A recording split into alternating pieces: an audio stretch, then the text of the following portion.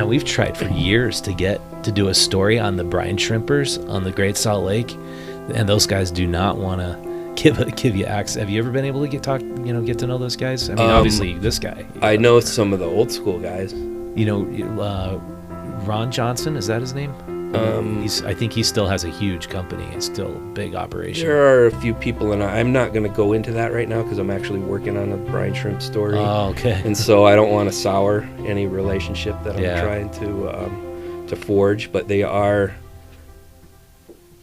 Let's just say that it's kind of secretive because there's some proprietary information that, especially the Brine Shrimp Co-op wants to protect. Yeah. And that is also to the point now where you can't get a permit anymore, right? The way that it's regulated is there are 21 companies that harvest out on the Great Salt Lake, and I think 20 of them are in a co-op, so they all work together to process. That's and cool. There's a lot of science that goes into it. It's not just sea monkeys. The guys who started Epic Brewing Company sold their operation to Cargill, and they did something like I know they were in brine shrimp, something related to that. Yeah, if you go, I mean, you can go do the research. I'm not going to say the names. If you go and look up who has the permits to harvest brine shrimp out on the lake, there's some names that you will recognize. Yeah. Families from Utah that, let's just put it this way, there's names that you'll recognize.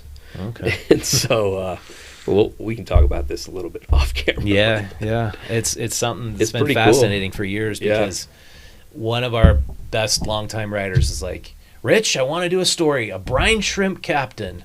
I was like, dude, absolutely, make it happen. Right. And he worked on it for like 5-6 months. They don't want to talk. They don't want to say anything. No. They're a secretive bunch. Yeah, and it's one of those things where it's a lucrative market. It's kind of a closed market, and I'm just really interested in just the life cycle of the brine shrimp. Yeah, and what's happening as the lake level's dropping? Are the brine shrimp surviving? Can you talk about that? I am going to find that out on Monday. Nice. So I work also on a series called This is Utah, where we kind of highlight like cool, interesting things, people. They advertise in Utah Stories magazine. Oh, yeah. Yep. So pick it up on your local newsstand. Yeah. Don't forget to send your donation to PBS Utah too. I got to give that pitch, to the magazine, right? and send your donation. Yeah. Let's cover our bases. Yeah, and to shift gears a little bit, so we did a little story on the Great Salt Lake. Obviously, it's gotten tons of attention. The Wall Street Journal did a video. My brother told me I got to watch, and then I think the New York Times, and then ABC News. Everybody's coming out here because this could be some giant ecological disaster if the lake actually dries up. And if we head on the trajectory we're on, it's just like a matter of years. There's just not much we can do about it, short of a massive infrastructure project to bring water in, maybe from the ocean. Have you looked at that? Do you know? Is there any other than everybody not watering their lawns anymore or doing a project like that? Is there any other viable solution? There's some viable solutions. The fact that like water in the West and Utah. A thumbnail sketch is the first oldest right has the first right to use it, right? So the oldest right has the first right. Okay. But you have to prove up your ability to use the water. You can't just have the water right, but not use the water. So use it or lose it.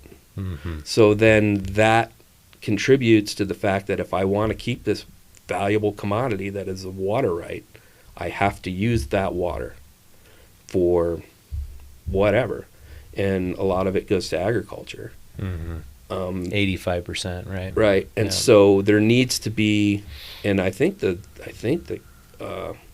last legislative session they worked on this, which was really interesting to see, kind of the legislature is taking this seriously. Yeah. They're realizing that surplus, that $2 billion surplus, like we're gonna 70% of it went to water. This is gonna be something that we really need to work on. So maybe some of the diversions that have happened and kept the water from going out to the Great Salt Lake, maybe some of those diversions will be, opened up. The Bear Lake pipeline probably is a dead issue, but we don't know.